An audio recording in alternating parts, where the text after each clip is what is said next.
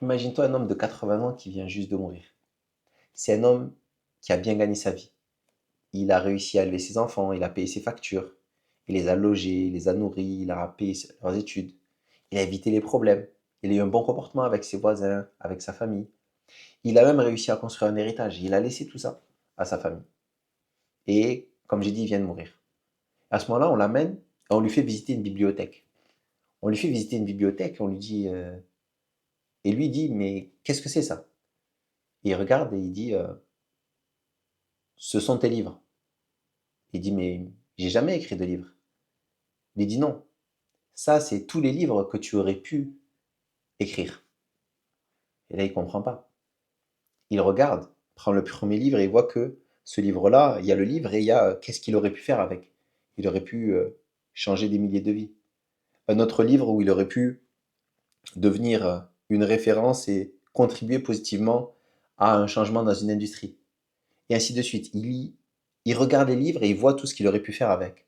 Il ne comprend pas. Il dit, mais je n'ai jamais écrit ces livres. Et là, on lui dit, nous savons. Il dit, mais comment j'aurais pu savoir que je pouvais écrire tous ces livres?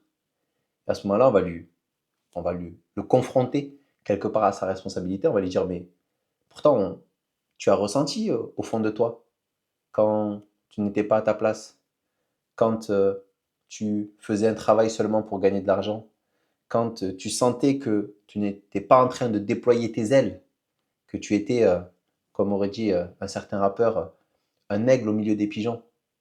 Quand tu sentais que ta vie était petite, était rétrécie par rapport à ce que tu te sentais appelé à vivre. Ce projet qui t'appelait, cette idée, ce murmure, ce sentiment qui naissait, qui soufflait en toi, mais que tu refusais d'écouter. Et à chaque fois, tu venais y introduire une explication, une narration. Certains diraient une excuse. J'aime pas trop ce terme. On va dire une excuse. Où tu te trouvais quelque part des éléments expliquant pourquoi tu ne pouvais pas tenter ce projet, pourquoi tu ne pouvais pas tenter l'aventure, pourquoi il valait mieux rester sur tes acquis, sur ce confort que tu avais construit. Parce qu'en réalité, c'est ça qui se passe. Les enfants, je n'ai pas assez d'argent, plus tard. Alors qu'il n'y a jamais de bon moment pour embrasser pleinement sa destinée. Il n'y a jamais de garantie. Dieu te donne des garanties métaphysiques, théoriques. Dieu nous garantit qu'il apporte son soutien à ceux qui s'engagent dans sa voie. Fils abilillah. Le fils abilillah, malheureusement, dans notre communauté musulmane, il a été un peu rétréci. On a presque dit que fils sabilillah, c'est faire des choses gratuitement. Alors qu'en arabe, fils sabilillah, ça veut dire dans le sentier, le chemin sabil Allah, dans le sentier de Dieu. Et s'engager dans le sentier de Dieu, c'est s'engager à mettre quoi?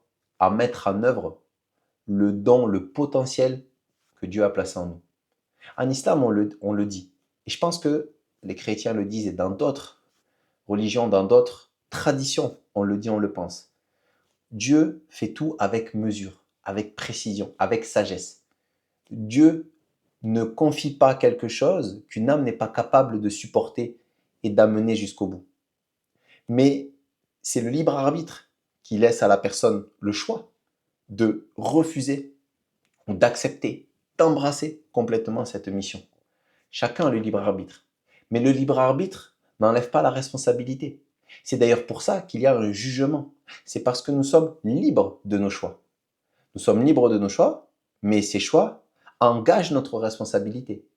Et donc, quand on nous confie un dépôt, notre potentiel, notre don, peut contribuer positivement au monde, et quand je parle de potentiel, j'ai parlé des livres, on pourrait parler d'autres choses, on pourrait parler de projets, on pourrait parler de types de services, de produits qui sont là, qui nous appellent à œuvrer, qui nous appellent à faire, comme j'ai dit, ces projets qui nous murmurent et qu'on n'ose pas faire pour diverses raisons. Et selon moi, la raison principale, c'est que il y a soit une ignorance de comment fonctionne notre Seigneur et comment fonctionne la vie. Ça, c'est le point central. Et même si les personnes en ont une connaissance intellectuelle, ce n'est pas intériorisé, ils n'en ont pas la certitude. C'est pour ça qu'on doute quelque part que est-ce que j'ai des garanties de m'investir pleinement là où je suis en plein dans mon potentiel. Peut-être que je dis à Dieu un confort apparent illusoire que je vois devant mes yeux pour quelque chose qui est beaucoup plus hypothétique. Alors que pourtant, quand on a un regard différent sur, et quand on a une confiance différente envers son Seigneur, on sait très bien que ce qu'il a placé en nous, il ne l'a pas placé par hasard. Il n'y a pas de, Dieu ne se trompe pas de boîte aux lettres, j'aime bien dire. Donc ce qu'il a placé en nous, tous ces sentiments là de se sentir à l'étroit, de sentir qu'on n'est pas à sa place, tout ça c'est des messages, c'est des signes, c'est des ayats qui nous invitent à nous introspecter, qui nous invitent à nous poser la question, mais est-ce que je suis en train de réaliser l'œuvre que je pourrais réaliser, ou est-ce qu'à contrario, je suis en train de taire, de faire le coufre, de recouvrir le don qu'on m'a donné et de l'enterrer sous terre, de l'enterrer dans des illusions de confort, de l'enterrer dans des doutes, dans des peurs. Et ce n'est pas un jugement de dire ça. Il n'y a aucun mal à avoir des peurs, il n'y a aucun mal à avoir du doute. C'est d'ailleurs pour ça que la foi est là.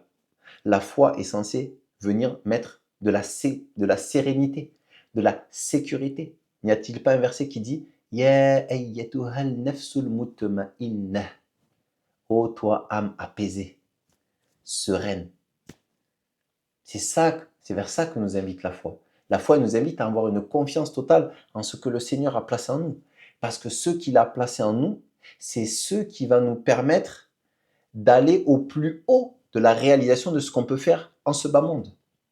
Que ce soit une entreprise, comme j'ai dit, que ce soit un projet humanitaire, que ce soit un projet éducatif, que ce soit un mouvement, que ce soit des œuvres artistiques, que ce soit des œuvres théologiques, que ce soit de la création de contenu, que ce soit des bâtiments, des restaurants, une nouvelle façon de consommer, une nouvelle façon de penser, une nouvelle façon de faire de l'agriculture, que sais-je? Que sais-je? On dit Dieu est grand. Alors pourquoi nous, nos projets devraient être petits? Alors, si là, quand tu m'écoutes, tu es une personne qui est ambitieuse, une personne qui connaît un tant soit peu son Seigneur, qui comprend la réalité de cette vie, qui comprend qu'on est appelé à faire de grandes choses. Et nos exemples, notamment, nous en islam, ce sont les compagnons du prophète, alayhi salatu wassalam,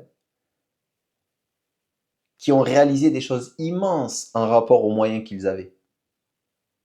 Aujourd'hui, on a Internet. Aujourd'hui, on a l'IA. Aujourd'hui, on a accès à des personnes auxquelles on n'aurait jamais pu avoir accès il y a 20, 30 ans.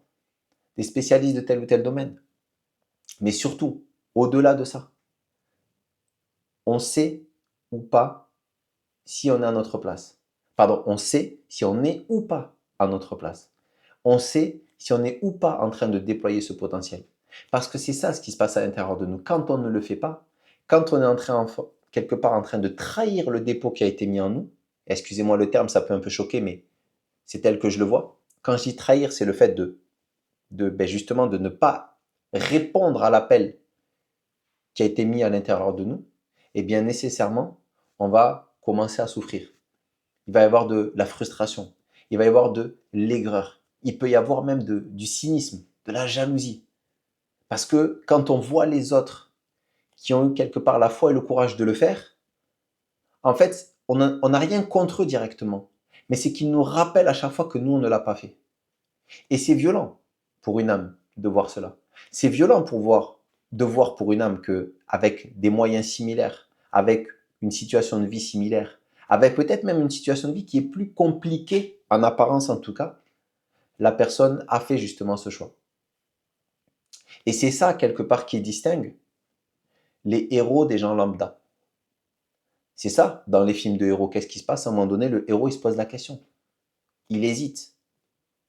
Les prophètes, alayhum salam, tous les prophètes, quand ils ont reçu quelque part leur dépôt de la prophétie d'être des messagers, ont eu peur, ont eu des doutes.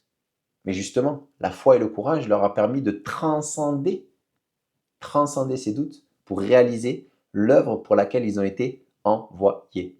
Parce qu'il n'y a pas que les messagers qui ont été envoyés. Il n'y a pas que les messagers qui ont reçu des messages. Non, non, non. Nous aussi, on reçoit des messages. Nous aussi, on est censé incarner quelque chose. On est censé porter quelque chose, on est censé déployer quelque chose, on est censé réaliser une œuvre. La nôtre, il n'y a personne d'autre dans le passé ou dans le futur qui pourra réaliser notre œuvre à nous. Alors, c'est une question, c'est un choix qui est profond, qui est philosophique, qui est spirituel. C'est est-ce que je suis prêt à assumer que à la fin de ma vie, peut-être après ma mort, on me montre tout ce que j'aurais pu réaliser et tous les bénéfices que j'aurais pu en retirer et que le monde aurait pu en retirer. Est-ce que je suis prêt à y aller et est-ce que je pense avoir suffisamment d'arguments pour expliquer pourquoi je ne l'ai pas fait? Et c'est pas une menace. C'est pas une menace. Je sais que ce discours, il peut paraître peut-être un peu, eh frérot, tu vas un peu, tu es un peu rude, hein, comme diraient nos amis marseillais. Mais c'est pas, c'est de la, c'est un peu une forme de véracité, une forme de fermeté, mais pour le bienfait, pour le bien-être de mes frères et de mes sœurs. C'est pas pour une volonté de blesser, d'attaquer. C'est plutôt quelque chose qui va nous secouer, quelque chose qui est un darb, une secousse, pour secouer l'intériorité, se poser des questions et éventuellement poser ou pas des actions. Moi, je pose le message, je pose ce qui est dans mon cœur, je vous le dépose ici. Recevez-le comme vous le recevrez. Je ne cherche pas à blesser, mais je ne cherche pas non plus à cajoler. Je cherche à juste poser le message qui m'a été inspiré en moi et que je vous offre à vous. Ça parlera à certains, ça en contrariera, oh, ça va en contrarier d'autres, ça va rendre certains totalement indifférents, ça va provoquer du mépris, peu importe. Comme dit le Coran, je n'attends de vous ni remerciement ni salaire. Ni remerciement ni salaire. Comme je disais à quelqu'un avec qui j'ai eu un appel pour mon accompagnement, je le dis, je le pense, je n'ai rien à vendre. Je n'ai rien à vendre. Je n'ai rien à vendre. C'est personne d'autre que mon Seigneur qui s'occupe de ma subsistance. Il va utiliser des personnes pour me l'amener, mais in fine, c'est lui qui me l'amène. Donc, je n'ai rien à vendre, j'ai à proposer mes services. Et donc là, dans ce message-là, je n'ai rien à vous vendre, j'ai juste à vous poser cela ici et à vous inviter peut-être en commentaire à me dire ce que vous pensez de cela. Qu'est-ce que ça vous fait, vous, quand vous vous projetez sur le futur et que vous vous dites, mais en effet, si je me pose 3 secondes la question, j'essaie de me projeter, comment je vais réagir à ce moment-là? Est-ce que je suis totalement OK avec le fait peut-être de passer à côté complètement de ce que j'aurais pu réaliser? Est-ce que je vais l'assumer? Est-ce que toutes ces questions-là, de se les poser et de me dire en commentaire ou pas, mais de me dire ce que vous en avez pensé.